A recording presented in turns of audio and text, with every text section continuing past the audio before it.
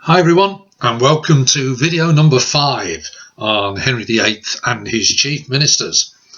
Now, as we've seen, Cardinal Wolsey had become Henry VIII's chief minister. He'd risen from a very low background and he'd become the most important man in the kingdom after King Henry VIII. Remember, he was called Alter Rex, the other king. This video, ladies and gentlemen, we're going to look at what Wolsey did to try and reform or change things here in England. Wolsey's domestic reforms. Yes, he had power and influence.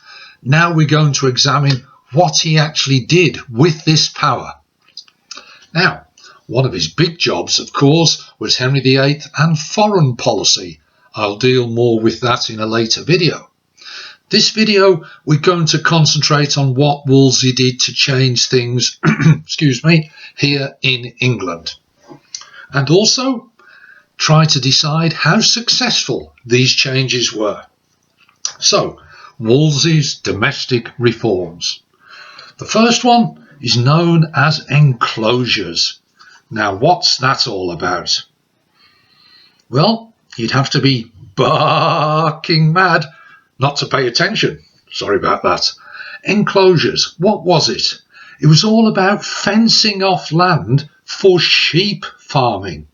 Sheep farming, you could trade the wool and make a huge amount of money. So that's good for the landowner who is selling the sheep. But it did cause problems. First problem, poverty. If you are keeping sheep on the land rather than growing crops, you do not need as many workers. It takes more workers to look after the crops than it did to look after the sheep.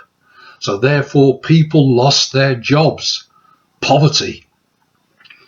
Also, if you are fencing off the land, there will be reduced land available for tenant farmers, to farmers who could hire the land and then crop it and farm it.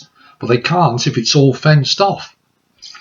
So Wolsey here decided to act to try to help the poor. And at the same time, he's also attacking the wealthy landowners. 1517, Wolsey set up an inquiry and he investigated 260 landowners and brought law cases against them. They had enclosed the land. They built the fences. Wolsey had upset them. I suppose you could say that the landowners had taken offence. That's a terrible joke, I'm sorry about that. What was the result of Wolsey's attempts to reform enclosure? Not really a success. The landowners were powerful. They would complain in Parliament. Wolsey had upset them, but 1523, he stopped his reforms. Enclosure continued. The problems of poverty and unemployment carried on. So his first effort at domestic reform, enclosure and sheep farming, you would have to say, really wasn't much of a success for Wolsey. His second major domestic reform, all to do with the justice system, the law. 1977, I was 16 years old. Great band, The Clash. I fought the law and the law won. The law would always win.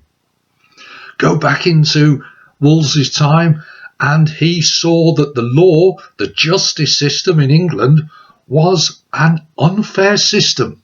This was the problem. It was unfair. It was biased against the poor. The poor people couldn't afford the costs of going to court. If they actually did manage to get to court, the judgment often favoured the rich. Bribery, corruption were rife. So the poor were getting a bad deal from the justice system. To be fair to Wolsey, he did try to change this. And he had some success.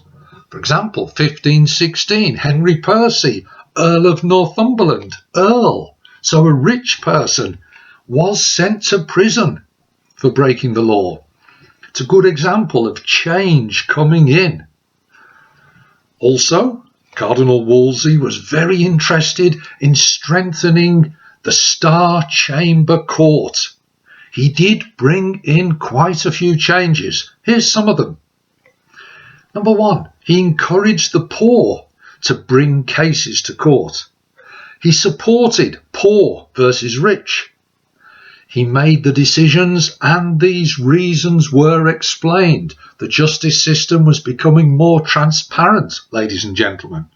Wolsey himself oversaw many of the cases. He increased the number of cases, sometimes from 12 to 120 cases per year. So these were some successful changes. They were good ideas. Wolsey is having some success. Hooray! But the results of this. Wolsey was not liked by the rich.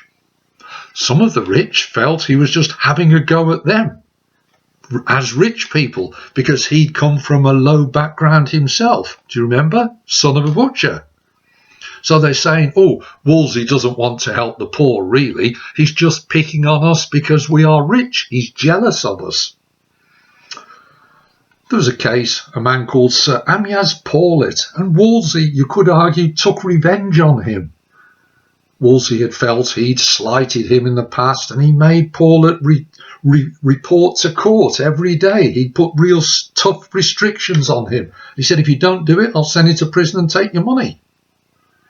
So the rich were not at all pleased with what Wolsey was doing. At the same time, strangely, some of the poor people were not pleased with what Wolsey was doing. Why would that be? I've just said Wolsey was trying to help the poor. It's a tricky one. But if you think it through, maybe we can get to the answer. As more and more poor people were encouraged to go to court and to take their case to court, in a way, it overwhelmed the courts. There were too many cases. So many of the poor still felt dissatisfied because they had to wait so long. So you could argue Wolsey was a victim of his own success here. Finally, as regards the justice system, just as Wolsey was trying to do something, remember what I said earlier in the video. He had to spend a huge amount of time on Henry's foreign affairs, so he had to divert some of his attention away from the justice system. But on the whole, you could argue that his domestic reform as regards the law was certainly more successful than his attempts to reform enclosures. So there's two. Now, what about the third domestic reform? It's all to do with money. Money, money, money, must be funny. It's a rich man's world. Well, I've already said it was a rich man's world. Think back to the justice system. But the problem of finance, Wolsey decided he needed to tackle this problem for King Henry VIII. The Beatles, what a group, ladies and gentlemen. 1966, because I'm the tax man. Yeah, I'm the tax man. Well, Wolsey was the tax man. Let's have a look at the problem. Henry VIII had inherited a strong, stable, economically rich and viable country from his dad, Henry VII. But only if there was no war. War was hugely expensive. Weapons, armies, transport, supplies. War was expensive. Henry VIII had some aims, ambitions, ideas revolving around war. So Wolsey realised pretty quickly more money would be needed. Let's have a look at how Henry VII had raised money. Well, the old method of the king getting money, ordinary income as it was called, rents from the king's land, and extraordinary income, in other words, taxes. I'm the tax man. And the old system was based on what we call 15ths and 10ths. 15ths, 1/15 of the value of your belongings for people who lived in the countryside. Tenths, 1/10 of the value of your belongings for people who lived in towns and cities. Taxes to the king. Henry VIII's income, about £110,000. That was regular, 15ths and tenths, but it's not enough if you're going to go to war. Yes, it was regular, but it was outdated. It was based on people's values from centuries before. Wolsey decided to update the system. He introduced subsidies based on updated, real value, real wealth. He sent out commissioners to work this out. Great, you would say. It's certainly more accurate, and it's better for King Henry VIII. 1513 to 1516, a subsidy of 170,000. The old method would only have brought in 90,000. 1513 to 1529, Wolsey introduced 4 subsidies. Total £322,000. Hooray! He also introduced other methods. He forced people to loan money to the king, 260,000. He forced the church to pay taxes to the king, clerical taxation, 240,000. The 15ths and the 10ths, that's another 118,000. It's a great effort by Wolsey for Henry, but it's making Wolsey unpopular with the people. And of course, Henry did go to war, which, as I've hinted, was very, very expensive. And despite all the money that Wolsey was able to raise, Henry's wars cost twice as much. What could he do? Well, Henry could sell the lands, which he did. But once you've sold the land, you're not getting the rent in. So it's a tricky one. But in his 3rd domestic reform, 1 enclosure, 2 justice, 3 finance, in finance, Wolsey had some success. The only problem was it was diluted by war. And so we come to the 4th and the final reform for this video, known as the Eltham Ordinances. Well, what's the problem? The royal household. Henry VIII had a household of about 500. It was very expensive. Food, clothing, entertainment. Who's involved in the household? Well, noblemen trying to influence Henry and reduce Wolsey's power. Remember that idea, they're not too enamoured with Wolsey. He's attacking them because they're rich, remember.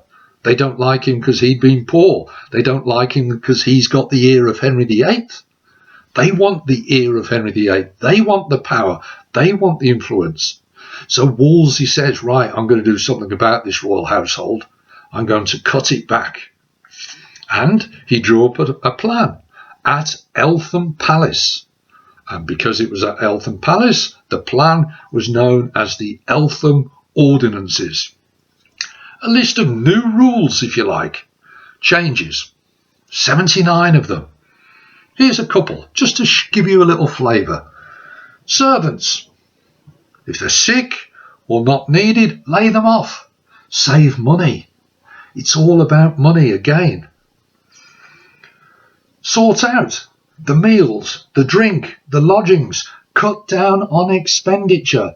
The household, the royal household, was costing too much, according to Wolsey, and he wanted to hack that away.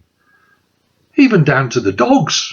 My goodness, what have the dogs got to do with it? The dogs were banned. Women in particular kept spaniels, but they were dirty, they needed cleaning. So Wolsey says, no, we're not going to keep that. We're really cutting back on the household.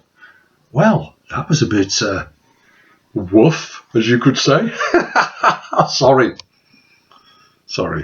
It was woof justice. Get that off. I apologise.